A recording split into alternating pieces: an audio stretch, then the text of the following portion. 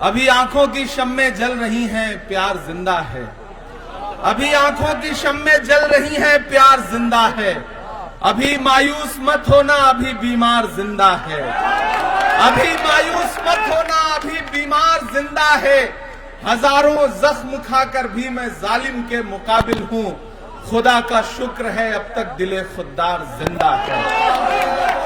चांदनी चौक वालों, दिल्ली वालों, ये जामा मस्जिद की तारीखी सीढ़ियां हैं और मैं यहां आपसे मुखातिब होने के लिए खड़ा हूं तो मेरी आंखों ने 1947-48 में इसी जगह पर खड़े हुए मौलाना आजाद का वो मंजर है जब उन्होंने तारीखी तकरीर की थी और हिंदुस्तान के मुस्तकबिल को अपने लफ्जों में पिरोया था। मैं यहां खड़ा होकर के आज आपसे ये अपील करने आया हूं कि ये जो लोकसभा का चुनाव है वो सिर्फ लोकसभा में जा करके एक सांसद चुनने का चुनाव नहीं है। अगर आपको लगता है कि ये महज एक मेंबर ऑफ पार्लियामेंट चुनने का चुनाव है तो आप गलतफहमी के शिकार हैं। ये दरअसल दो विचारधाराओं का चुनाव है।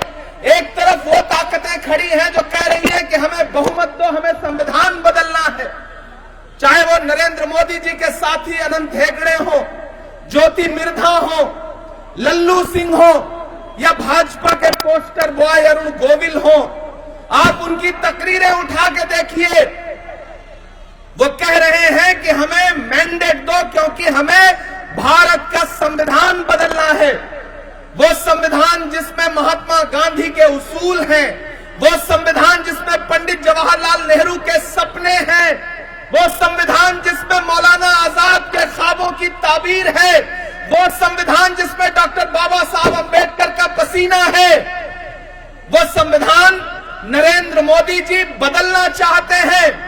और एक तरफ वो ताकत खड़ी है जिसका नाम राहुल गांधी है जो ये कह रहा है कि हम अपनी आखिरी सांस तक हिंदुस्तान के आईन पर आंच नहीं आने देंगे। ये चुनाव दो विचारधाराओं के बीच में है। मेरे भाई, यहां इंडिया गठबंधन के जो प्रत्याशी हैं, हमारे कांग्रेस पार्टी के वरिष्ठ नेता जयप्रकाश अग्रवाल जी, इनकी शराफत, इनकी विनम्रता, इनकी सादगी आपके बीच में जानी पहचानी है, मुझे उस पर तबसरा नहीं करना है। हमारी कश्ती को पार लेकर फकत हमारा हुनर गया है। ये बंद कर दो भाई। हमारी कश्ती को पार लेकर फकत हमारा हुनर गया है। नए खेवैये कहीं न समझे नदी का पानी उतर गया है। ये जयप्रकाश अग्रवाल जी हैं। इन्होंने कांग्रेस की सियासत को बहुत सलीके से देखा है, जाना है, समझा है और आप इनके पिछले 25, 30, 40 साल की सियासत से वाकिफ हैं। मैं इनके बेटे की तरह हूं, यानी कि बेटे मुदित से भी कम उम्र का हूं। मैं यहां खड़ा होकर के आपसे यह कहने आया हूं मेरे भाई कि यह चुनाव बहुत जरूरी चुनाव है। एक तरफ नरेंद्र मोदी जी का झूठ है, उनके फर्जी आंसू हैं, और एक तरफ राहुल गांधी के पैर के छाले हैं जो कन्याकुमारी से कश्मीर तक चलते हुए उनके पैरों में आए थे। पड़ोस में लाल किले की वो दीवारें हैं जहां खड़े होकर के भारत जोड़ो यात्रा के दौरान राहुल गांधी ने मुल्क से बातचीत की थी। मैं मौजूद रहा हूं इस पूरी मुहिम में। मैं मौजूद रहा हूं राहुल गांधी के साथ कन्याकुमारी से कश्मीर तक चलता हुआ। जब मुझसे मीडिया के साथी कहते थे कि इमरान साहब, राहुल गांधी 4000 किलोमीटर चल रहे हैं, आप तो शायर हैं, आप क्या कहेंगे? तब मैं शेर पढ़ देता था कि जो हर जालिम से टकराएगी वो आंधी बनाऊंगा, जो हर जालिम से टकराएगी वो आंधी बनाऊंगा। नए अंग्रेज आए हैं, नया गांधी बनाऊंगा। वह इंसान चलता रहा 4000 किलोमीटर अपने पैर के छालों की परवाह किए बगैर, सिर्फ एक नारा लगाता हुआ, नफरत छोड़ो भारत जोड़ो। सिर्फ एक नारा लगाता हुआ कि नफरत के बाजार में मोहब्बत की दुकान खोलनी। मुझे यहां मौजूद चांदनी चौक के गांधी का नारा क्या था? नफरत छोड़ो भारत जोड़ो। मुझे बताओ दिल्ली वालों, मुझे बताओ चांदनी चौक वालों कि इस मुल्क में नफरत के सबसे ज्यादा शिकार कौन है? हम हैं, आप हैं। कौन सी ट्रेन में, कौन से चौराहे पर, कौन सी सड़क पर, कौन सी भीड़ आए और हमारा लिबास देख करके हमें मार दे? इस मुल्क में नफरत के सबसे ज्यादा शिकार हम हैं, तो मुझे बताओ कि नफरत कम होगी तो सुकून किसे मिलेगा? हमको मिलेगा, आपको मिलेगा। एक शख्स 4000 किलोमीटर चला, अपने पैर के छालों की परवाह किए बगैर नारा लगाता हुआ, नफरत छोड़ो भारत जोड़ो। मैं दिल्ली में बड़ी संजीदगी से आपसे एक बात कहना चाहता हूं साथियों, कि आप तो इस बात पर ईमान रखते हो ना कि मजदूर का पसीना सूखने से पहले उसकी मजदूरी उसे दे देनी चाहिए। ईमान रखते हो ना इस बात पर? हमारे बुजुर्गों का कौल है ये। मैं जामा मस्जिद की सीढ़ियों पे खड़ा होकर के एक बहुत जज्बाती बात कह रहा हूं दिल्ली वालों, कि मजदूर का पसीना सूखने से पहले उसकी मजदूरी उसे दे देनी चाहिए। हम इस बात पर ईमान रखते हैं। तो मैं इमरान गढ़ी यहां खड़ा होकर के ये कहता हूं कि मैंने देखा है राहुल गांधी जी का बहता हुआ पसीना, मैंने देखा है राहुल गांधी के पैर के छाले जो कन्याकुमारी से कश्मीर तक चलते हुए उनके पैरों में आए थे। ना अब तक वो छाले सूखे हैं, न वो बहता हुआ पसीना सूखा है। मैं दिल्ली की इस तारीखी जमीन पर करके आपसे के पसीने की मजदूरी, और वो मजदूरी है प्रकाश अग्रवाल जी को हाथ के सामने वाला बटन दबा करके इन्हें मेंबर ऑफ पार्लियामेंट बनाना, इन्हें इस देश की संसद में पहुंचाना। यह है राहुल गांधी की मजदूरी। और उन्हें जवाब भी दीजिए अपना वोट दे करके, जो इस देश के अलग अलग हिस्सों में घूम करके कह रहे हैं कि आखिर कांग्रेस से 70 साल में क्या क्या है। एक दिन पार्लियामेंट में खड़े होकर के मोदी जी भाषण दे रहे थे, सामने से बोले बताओ कांग्रेस वाला तुमने 70 साल में किया क्या है। इस तरफ खड़गे जी बैठे थे, पलट के मुझसे बोले इमरान मत बताना, जो बताओगे ये उसको भी बेच देंगे, इनका काम सिर्फ बेचने का है। आज भाजपा के लोग कहते हैं कि बताओ कांग्रेस वालों तुमने 70 साल में दिया क्या है, किया क्या है। अरे मैं यहां दिल्ली में खड़ा होकर के बोल रहा हूं, मेरी आवाज देश के प्रधानमंत्री के कानों तक पहुंच रही होगी। मैं उनसे कहना चाहता हूं कि अरे जो सरकार अपना चलाया हुआ 2000 का नोट 7 साल नहीं चला सकी, वो हमसे 70 साल का हिसाब मांगती है। जो सरकार अपना चलाया हुआ नोट नहीं चला सकी, वो देश क्या चलाएगी। मैं आपसे गुजारिश करते हुए ये कह रहा हूं दिल्ली वालों कि जयप्रकाश जी आपके अपने हैं, जांचे हैं, परखे हैं। ये चुनाव बहुत जरूरी चुनाव है। 25 तारीख को अपने घरों से निकलिए, ईवीएम की कतारों में लगिए, बटन दबाइए और साथ में एक नारा भी लगाइए कि 25 मई भाजपा गई, 25 मई भाजपा गई। ये नारा लगाइए बूथ पर जाकर के, और अपना एक एक वोट जयप्रकाश अग्रवाल जी को दीजिए, क्योंकि मुल्क जिस मुहाने पर खड़ा है, अगर आज चूके तो शायद आने वाली नस्लें आपको माफ नहीं कर पाएंगी। अगर इस बार आपने फासिज्म को खत्म नहीं किया तो आने वाले, इसलिए यह चुनाव बहुत जरूरी चुनाव है। मैं राहुल गांधी के सिपाही की हैसियत से यहां पे खड़ा होकर आपसे कह रहा हूं कि आप जब हाथ के पंजे के सामने वाला बटन दबाएंगे तो आपका वोट सिर्फ जयप्रकाश अग्रवाल जी को नहीं मिलेगा, आपका वोट मोहब्बत के उस मसीहा को भी मिलेगा जिसका नाम राहुल गांधी है। आपका एक एक वोट सोनिया गांधी जी को मिलेगा, आपका एक एक वोट मल्लिकार्जुन खड़गे जी को मिलेगा, आपका एक एक वोट प्रियंका गांधी जी को मिलेगा, आपका एक एक वोट अरविंद केजरीवाल जी को मिलेगा, आपका एक एक वोट इमरान प्रतापगढ़ी पे आपका पर्सनल एहसान होगा।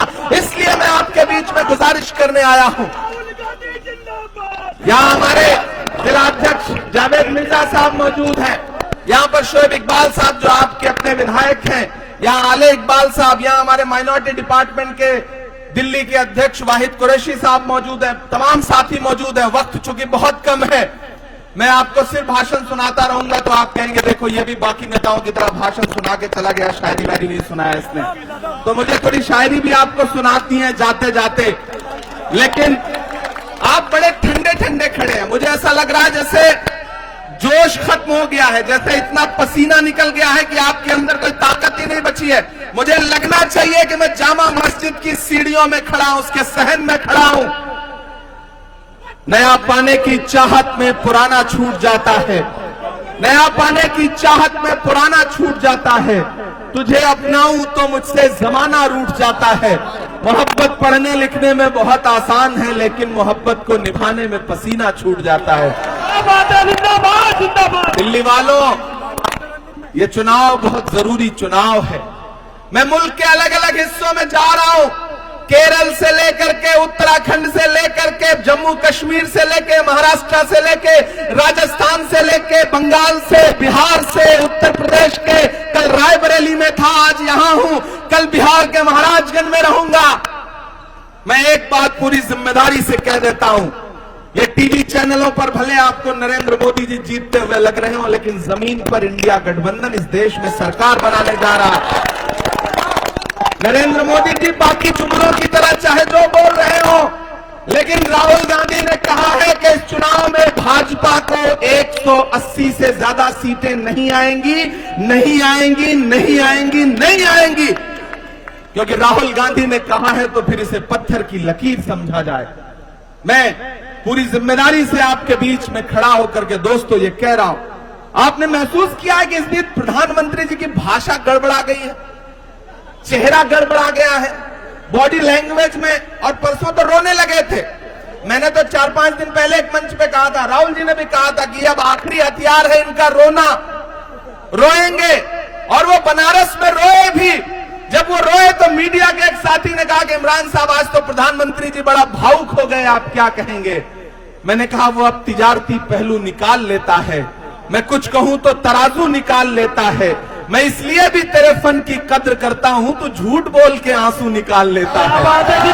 उन्हें ये हुनर आता है, उन्हें ये हुनर। वो रो भी चुके हैं। ये सब क्यों हो रहा है? क्योंकि इस देश ने उनके झूठे नारों पे उनसे सवाल शुरू कर दिया है। लोग पूछ रहे हैं कि बहुत हुई महंगाई की मार, अब की बार मोदी सरकार, ये नारा कहां खड़ा है? आटा, चावल, दूध, दही, पनीर, छाछ, लस्सी क्या नहीं महंगा कर दिया? पेट्रोल डीजल जो 58 का था वो 100 के पार, गैस 400 वाली 1000 के पार।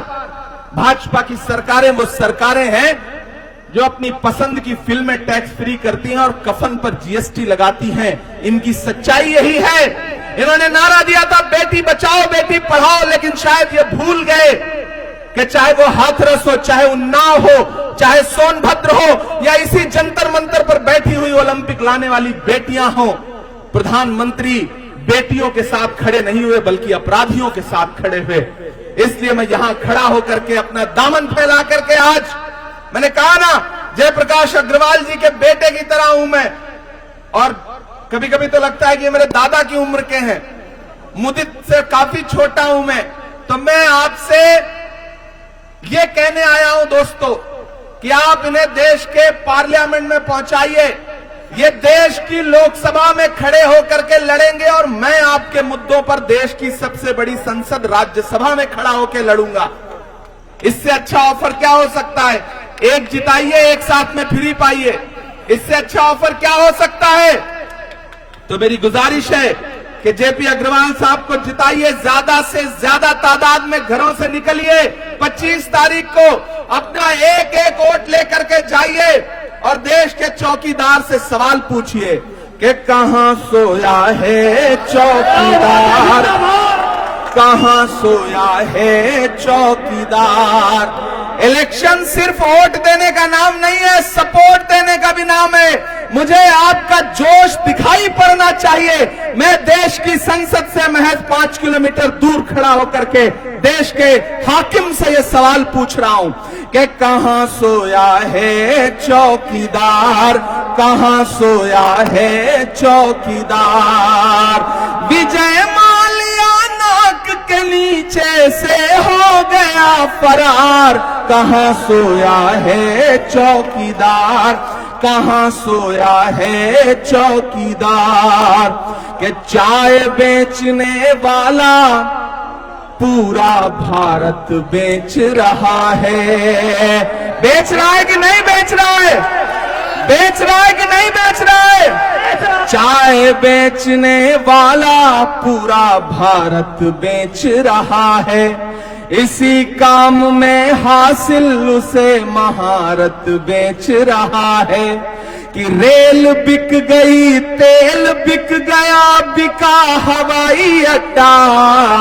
अब उठे आपका हाथ अगली लाइन पे कि रेल बिक गई, तेल बिक गया, बिका हवाई अड्डा। सब कुछ बिकता देख के खुश हैं अपने जेपी नड्डा। कि जनता महंगाई की मारी करती हाहाकार, कहां सोया है चौकीदार, कहां सोया है चौकीदार।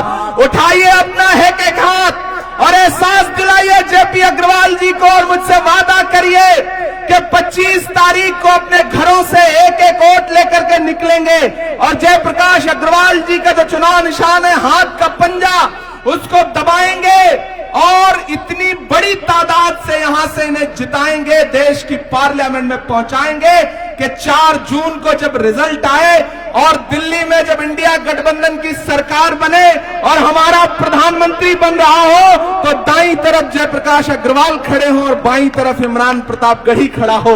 ये मंजर देखना है, सरकार बनाना है। बहुत शुक्रिया आप सारे साथियों का। मेरे साथ नारा लगाइए 25 मई।